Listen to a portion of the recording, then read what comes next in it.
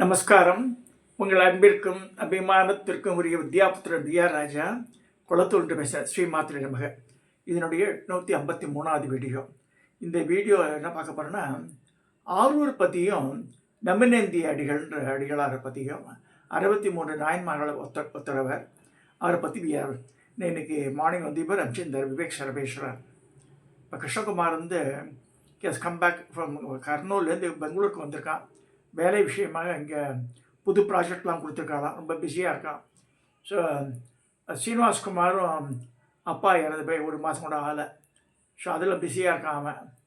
So இப்போ நமக்கு வந்து ஒரே ஒரு இது எனக்கு இந்த ஓப்பனிங் பேங்க் ஓப்பனிங் யாருன்னா மிஸ்டர் விவேக் சரபேஸ்வரன் தான். அவர் தான் அனுப்புகிறார். இப்படி எனக்கு டாபிக்ஸ் அனுப்புகிறோம். அதை பேசிடலாம். நம்ம அன்னன்னைக்கு உண்டான முக்கியமான டாப்பிக்கு. அதாவது இப்போ நம்ம என்ன சொல்கிறோன்னா, அருணாச்சலம் ஸ்மரணாகதி. அருணாச்சலத்தை நினச்சாலே முக்தின்னு சொல்லிருக்கு. திருவாரூரில் பிறந்தா முக்தின்னு இருக்கு. இப்போ சுந்தரர் ஆரூரார் அந்த திருவாரூர் தியாகராஜருக்கு நின்று வேண்டுகிறார். அந்த சீன் தான் அது. தியாகராஜர் பெருமான் வந்து என்ன விசேஷம்னா, அங்கே வந்து சோமாஸ்கந்தர் நம்ம சொல்கிறோம் இல்லையா, சோமாஸ்கந்தர் மாதிரி இல்லாமல் இவ்வளோ உட்காந்துருந்தார்ப்பா. பார்வதி உட்காந்துட்டுப்பா, ஈஸ்வரன் உட்காந்துட்டுப்பார். ஆனால் நின்றா மாதிரி நமக்கு தோற்றம் காமிக்கிறார். அந்த அலங்காரம், இந்த புஷ்ப அலங்காரம் இருக்குது பாருங்க தலையில், அது இதெல்லாம் பண்ணி கம்ப்ளீட்டாக உடம்பை மறைச்சிடுவா. திருவாரூரில் அந்த உடம்பு முழுக்க ஆபரணங்களும் புஷ்ப மாலைகள் தான் இருக்கும். 2 சைட்லேயே வந்து செங்கோல் மாதிரி சாட்சி வச்சுருப்பாள். ஆரூர் பதியில் எங்கள் அம்மா சின்ன வயசில் அங்கே தான் வளர்ந்தாங்க. எங்கள் அப்பா திருவாரூர் ஸ்கூலில் தான் படித்தார். அதுவும் நான் just I want recall. So முதல்ல வந்து இதை இன்றைக்கி பேசலாமா வேண்டாமான்னு சொல்லும்போது வேறு டாபிக் எடுக்கும்போது அதுக்கு உண்டான ஃபோட்டோஸ் கிடைக்கல. ஸோ விவேக் சரபேஸ்வரன் அனுப்பிச்சிருந்த இது வந்து இந்த ஃபோட்டோ இருந்தது. So I thought of sharing. இப்போ ஏன் வந்து திருவாரூரில், அதாவது நம்ம சொல்கிறோம், நம்ம ஒருத்தரோட நேற்று இன்றைக்கி வந்து ஒருத்தர் அனுப்பிச்சிருந்தார் எனக்கு. எல்லா விதமான அஸ்திரம்ன்றது வில், அம்பு, கேடயம், கத்தி, கபடா, இதெல்லாம் வந்து கலப்பை அதெல்லாம் வச்சுட்டு இதெல்லாம் அஸ்திரங்கள். அஸ்திரம் வந்து மற்றவளை காயப்படுத்தும். சஸ்திரம்ன்றது மந்திரம் மட்டும்தான். எதிராளியை வந்து பலிவிடக்க செய்யும், அவள் மூலம் மடக்க செய்யும், கண்ணை மறைச்சிடுதெல்லாம் பண்ணுறது சஸ்திரம். அஸ்திரம் சஸ்திரம். ஸோ அவர் என்ன பண்ணியிருக்க, எல்லா விதமான பெருமானுக்குரிய அது சிவன், அம்பாள், விஷ்ணு, முருகர் எல்லா அசுரையும் போட்டு அந்த மந்திரத்தை என்ன போட்டிருக்காருன்னா, நாராயணாய மிக அப்படின்னு போட்டிருக்காரு. நான் கேட்டேன், எல்லாத்துக்குமே அது போட்டான்னு. அதாவது சக்தின்ற ஒரு ஆயுதம் முருகருக்கு தான். அது வஜ்ரம்ன்ற ஆயுதம் இந்திரன் கொடுத்துருக்கான் முருகருக்கு. ஸோ அப்பா தான் வச்சுட்டுருக்காது. அதுக்கு நாராயண 5 தான் வச்சுட்டுருக்காரு. என்ன, சங்கு, சக்கரம், கதை 3 எடுத்து. சங்கு, சக்கரம், கதை, ஷார்ங்கம்ன்ற வில்லு, நந்ததம்ன்ற வாள். இது 5 தான் வந்து சங்கு, சக்கரம், கதை, ஷார்ங்கம்ன்ற வில்லு, நந்ததம்ன்ற வாள். இந்த 5 தான் வச்சுருக்க. சில இடத்துல புஷ்பம் தாமரை பூச்சின்னு காமிச்சிருக்கு. இதுதான் வந்து நாராயண குண்டா, விஷ்ணு குண்டானது. அவர் என்ன பண்ணியிருக்காரு, எல்லாத்தையும் போட்டு மாமா இதை பற்றி நான் பேசணும் எதிர்பார்த்தார். நான் சொன்னேன், சாரி, எல்லாமே தூக்கி நாராயணன் கொடுத்துட்டு இப்போ பிச்சவாளுக்கு என்ன இருக்குது, எல்லாம் நாராயணாய் அப்படி ஆரம்பிக்கிறது. சர்வம் விஷ்ணுமயம். அவருக்கு விஷ்ணுமயம் இருக்கலாம், சர்வம் சம்புமயம் சொல்கிறார். அதாவது வசந்தி மாமியோட பையன் இது பண்ணும்போது விஷ்ணுமயம் சொல்கிறத விட சம்புமயம் கொஞ்சம் ரிலேட்டிவ் ஃபேக்டர் கரெக்டாக இருக்குது. ஏன்னா வந்து உலகமே எப்படி இருக்குன்னா கோழி முட்டை அந்த மாதிரி ஷேப்பில் தான் இருக்குது. அது வந்து அண்டம் பிண்டம் சொல்கிறா இல்லையா. ஸோ அது வந்து எப்படி இருக்குது, சம்புமயம். சம்புனா அதுதான். ஸோ லிங்க வடிவில் இருக்குது, ஷேப்பு கரெக்டாக இருக்குது. விஷ்ணு மயத்துக்கு அது இல்லை. விஷ்ணு வந்து சர்வ வியாபின்னு சொல்லியிருக்கு, எல்லாத்தையும் வியாபிச்சிருக்காருன்னு தான் சொல்லிருக்கு. தவிர சர்வ விஷ்ணு மயம் சொல்கிறது எவ்வளோ அந்த இது வந்து அது சரியாக வரல அந்த ஷேப்புக்கு. எதுக்கு சொல்ல வரேன்னா, அவாவாளுக்கு உண்டான ஒரு இது இருக்குது. ஒரு சில பேருக்கு வந்து பெருமாள் எல்லாம் திருப்பி நினச்சா ஓடுவா. திருப்பதியில் போய் எப்போ வந்துட்டு அடி வாங்கின்னு வருவா. சாமி பார்க்க முடியாது, பட்னியாக வருவா, பஸ்ஸை விட்டுருவா, அதெல்லாம் இருக்குது. எல்லாம் இருந்தாலும் திருப்பி போயிட்டே இருப்பாள். சிலரே பழனிக்கு போகிறா, சில மாதிரி ஒவ்வொருத்தருக்கும் பிடிச்ச இடங்கள் அவ்வளோதான். எல்லாருக்கும் எல்லாம் பிடிக்கும் சொல்லணும்னு அவசியமே கிடையாது. காளஹஸ்தி பறவை வந்து திருப்பதிக்கு போகணும்னு அவசியம் கிடையாது. திருப்பதின்ற ஒரு பதி அவ்வளோதான், மலை மேலே இருக்குது. அது வெங்கட சுப்பிரமணியர் சொல்கிற இந்த மாதிரிலாம் இருக்குது. ராமானுஜ காலத்தை மாற்றப்பட்டதுன்னு சொல்லப்படுறது. 1008 கருத்து வேறுபாடுகள் இருக்குது. அது நமக்கு தேவையில்லை. இப்போ கம்மிங் டு திஸ் சப்ஜெக்டை, ஆரூரில் பிறக்க முக்தின்னு சொல்லியிருக்கு. ஸோ அதுக்கு வந்து பிரமாணம் என்னன்னு கேட்குறா. எதையுமே சொல்லும்போது பிரமாணங்கள் சொல்லியானோம். சாஸ்திர பிரமாணங்கள் இல்லாமல் எதையுமே எந்த இது வாழ்க்கும் வந்து எடுத்துக்கொள்ளப்பட மாட்டது. அந்த காலத்துலேருந்தே அந்த ஒரு வார்த்தை யாராவது சொன்னால் வாட் இஸ் அ பிரமாணம் கேட்பான். பிரமாணம்னா இஷ் ப்ரூவ், இந்த ரிஷி சொல்லியிருக்கா, அப்பா சொல்லியிருக்கா சொல்லணும். அந்த மாதிரிலாம் இல்லைன்னா அது வந்து that is not accepted. So coming to this, so திருவாரூரில் பிறந்தாலே முக்தி கிடைக்கும் என்ற சைவர்களின் தொன்மையான நம்பிக்கை. இந்த நம்பிக்கைக்கு பிரமாணம் எந்த நூலில் உள்ளது அல்லது இந்த நம்பிக்கை ஏற்பட எது அடிப்படையாக உள்ளது என்பதை காண்போம். அதுதான் மெயின் சப்ஜெக்ட் இன்னைக்கு பார்க்க போகிறது. ஸோ இதுக்கு நம்பிநந்தியடிகள் புராணத்தை படிக்க வேண்டும். திருவாரூர் பெருமான் பங்குனி உத்திர பெருவிழா நாட்களில் ஒரு நாள் மணலி என்ற ஊருக்கு, இந்த மணலியில் அங்கே என்ற ஊருக்கு திருவிழா எழுந்தருளினார். எல்லா குலத்து மக்களும் இறைவன் உடன் தரிசித்து சென்றனர். நம்பிநந்தியடிகளும் அவர்கள் எல்லோருடன் உடன் சென்று கண்டு மகிழ்ந்தார். திருக்கோவிலுக்கு செல்ல மாலை பொழுதாயிற்று. நம்பிநந்தியடிகள் நள்ளிரலில் தம் ஊர், அப்பெல்லாம் கரண்ட் எல்லாம் கிடையாது, 1000 வருஷத்துக்கு முன்னாடி. ஸோ தமது ஊரை அடைந்து வீட்டில் உள்ளே புகாமல் புறத்திண்ணையிலே படுத்து என்றார்.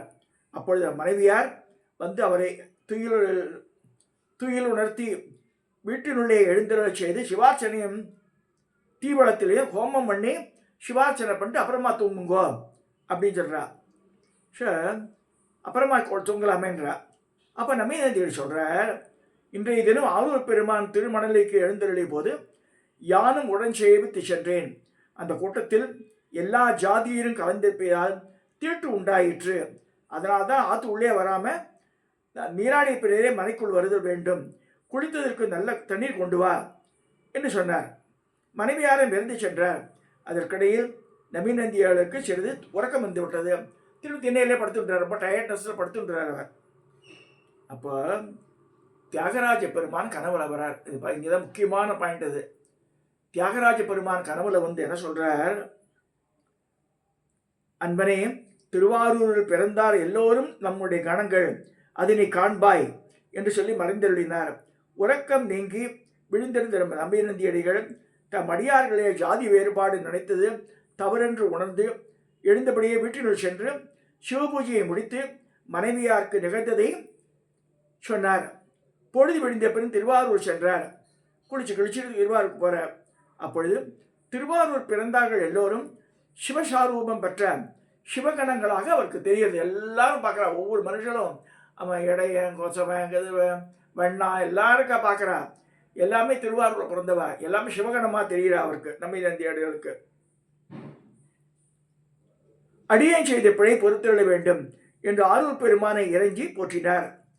இந்த நிகழ்வின் மூலம் ஆரூராரும் கையிலையும் வெவ்வேறு இல்லை, ஆரூரும் கையிலையும் வெவ்வேறு இல்லை, மயிலையே கையிலே, கையிலேயே மயிலையும் எழுப்பான் மயிலாப்பூர்ல. அதே மாதிரி திருவாரூர் வந்து கையிலையாக்கு சமானம்னு சொல்றார். ஆக ஆரூரில் பிறக்கும் உயிர்கள் எதுவாயினும் முக்தி கைகூடும். அந்த ஊரில் பிறந்தா போதும், அவளுக்கு முக்தி சொல்லிருக்கு. உடனே மற்றொரு கேள்வி சொல்லிருக்கு, ஆரூரில் பிறந்து கொலை தொழில் புரிவோருக்கும் அடியர் இல்லாதவருக்கும் முக்தி கிடைக்குமா? நிச்சயம் கிடைக்கும். யாரா இருந்தாலும் முன்ன செய்த தவப்பயனாலேயே ஆரூரில் பிறக்கிறா. அதனால புண்ணியம் இருவகை, சுப புண்ணியம், அபப்புண்ணியம். இறைவர் யார் என்று உணர்ந்து வெளிப்பாடு செய்வதற்கு சுப புண்ணியம் சேரும். உதாரணம் நம் சிவனடியார்கள். அபப்புண்ணியம் செய்தவர்கள் பிற சமயத்தார் மற்றும் இறைவனை தொடாதவர்களை குறிக்கும். இப்படிப்பட்டவர்கள் திருவாரூரில் உண்டு. இவருக்கு எப்படி முக்தி கிடைக்கும் என்ற கேள்வி எழும். இவர்கள் இறைவனை நம்பவில்லை என்றாலும் தினமும் இறைவர் உரையும் திருக்கோவிலையும் திருக்குளம், திருத்தேர், ஆரூர், இறைவரின் நாமம், ஒலி ஆகியவற்றை தொடர்ந்து காணும் கேட்கும் பேறு பெற்றமையால் அந்த புண்ணியம் கிடைக்கப்பெற்று அடியார்களை விட தன்று தாமதமாக வினைக்கழிய பெற்று முக்தி பெறும் தன்மையை அடைவார்கள். சுருங்கச் சொன்னால் ஆரூரில் வாழ்வது யாவரும் சிவகணங்கள். இதை நம்பினந்திகள் அடிகள் புராணம் வாயிலாக இறைவன் அறிவித்து விட்டார். கையிலே வேறு ஆரூர் வேறு இல்லை. அத்தகைய ஆரூரிலை பிறக்க தமம் செய்ய வேண்டும். அந்த தவத்தின் பெயரால் பிறக்கும் எல்லா உயிரும் முக்தி கிடைக்கிறது. அடியார்களுக்கு முக்தியின் நிலையை எளிதாக்கவும் மற்றோருக்கு வினை தீர்க்க வைத்ததும் இறைவன் அருளுகிறார். திருவாரூர் பிறந்தவர்கள் எல்லாருக்கும் மடியேன் என்பது சுந்தரத்தில். ஆரூர் பிறந்தவருக்கு அடியாருக்கும் மடியேன் அப்படின்னு சொல்றார். வன்தொண்டர் நாமம் வாழ்க. திரு அம்பலத்தரசன் திருவடி சரணம். நற்றுணையாவது அண்ணாமலையாரேன் முடிக்கிறது. எங்கும் நீக்கம் மறைந்திருக்கும் மகிழங்காக்கு அண்ணாமலையாரை போற்றி போற்றி என்ன தமிழ் செய்தேனும் நான்கு கருணையை பெற அப்படின்னு சொல்லி முடிக்கிறது இந்த ஆர்டிக்கல். எதுக்கு சொல்ல வரேன்னா, நமிந்தந்தியடிகள் அவர் மூலமாக தான் இந்த ஆரூரில் பிறந்தாலே முக்தின்ற இந்த concept it come to the world அதை நம்ம தெரிஞ்சுக்கணும். அதுக்காக தான் இந்த டாபிக் எடுத்தேன் நான். ஸோ திருவாரூரில் பிறந்தாலே அதாவது ஒவ்வொரு ஊருக்கும் ஒரு இது சொல்லியிருக்க. காசியில் இறந்தால் முக்தி, அண்ணாமலையார திருவண்ணாமலை நினைச்சாலே முக்தி, அருணாச்சலம் ஸ்மரணாகதின்னு இருக்கு. ஸ்மரணம் பண்ணாலே போதும். நம்ம ஆரூரில் பிறக்க முக்தி, காசியில் இறக்க முக்தின்னு சொல்லியிருக்கு. இந்த மாதிரி ஒவ்வொரு இடங்களை சொல்லியிருக்கு. ஸோ நம்ம காஞ்சிபுரம்லாம் வாழணும் அந்த அந்த ஊரில். ஸோ அந்த மாதிரி இந்த 7 ஊர்கள் சொல்லப்படுறது. ஸோ அதில் ஆரூர்பதி முக்கியமானது. ஆரூர்பதி எப்போ தோன்றினே தெரியாதுன்றா. அதுக்கு அவ்வளோ ரெக்கார்டு இங்கே டேட்டிங் பேக் கண்டுபிடிக்க முடியல. ஏன்னா உசுகுந்த சக்கரவர்த்தி பீரியடுக்கு முன்னாடியே இருக்குது ஆரூர்பதி. உசுகுந்தன் ஆண்டான் ஆரூர்பதியை. அவர் வரும்போது தான் தியாகராஜா. அதுக்கு முன்னாடியே புற்றிடம் கொண்ட அந்த வன்மீகநாதர் ஆல்ரெடி இருக்கு அங்கே. இவரை கொண்டு வந்தது தியாகராஜர். யார்? முசுகுந்த சக்கரவர்த்தி தேவேந்திரட்ட கொண்டு வந்து சேர்க்கறது. இதை சொல்லி ஆரூர்பதியை நம்ம வாழ்க்கையில் ஒரு நாளாக தரிசிக்கணும்னு சொல்லி இந்த பெரிய கோவில் எங்கள் அம்மா அழிச்சு போயின்னு போது கிட்டத்தட்ட 30 வருஷத்துக்கு முன்னாடி போகிறேன். கமலாலயம் பார்த்த உடனே குளிக்கணுன்ற மணி 11 மணி ஆகிடுச்சு. கோவில் மூட போகிறான் பயம். திருங்க அம்மா மொல்லமாக இறக்கி பாச்சி இதில் கமலாலயத்தில். ஸோ குளிச்சுட்டு புடவையை உணர்த்திட்டு அப்புறமா அந்த காரில் உட்காந்து எங்கள் அம்மா அழிச்சு போனேன். ஸோ அவளுக்கெல்லாம் ஒரு இந்த கமலாலயத்தில் நீராடணுன்ற ஒரு அந்த எண்ணம் அவளுக்கெல்லாம். ஸோ இதெல்லாம் எதுக்கு சொல்ல வரேன்னா, அந்த மாதிரி புண்ணிய கஷேத்திரங்களை பிறந்தாலே இது. எங்கள் அம்மாலாம் அங்கே தான் பிறந்திருக்கா, திருவாரூர் பதியில் தான் பிறந்தது. இதெல்லாம் எதுக்கு சொல்ல வரேன்னா, அந்த க்ஷேத்திர மகிமைன்னு ஒன்று இருக்குது.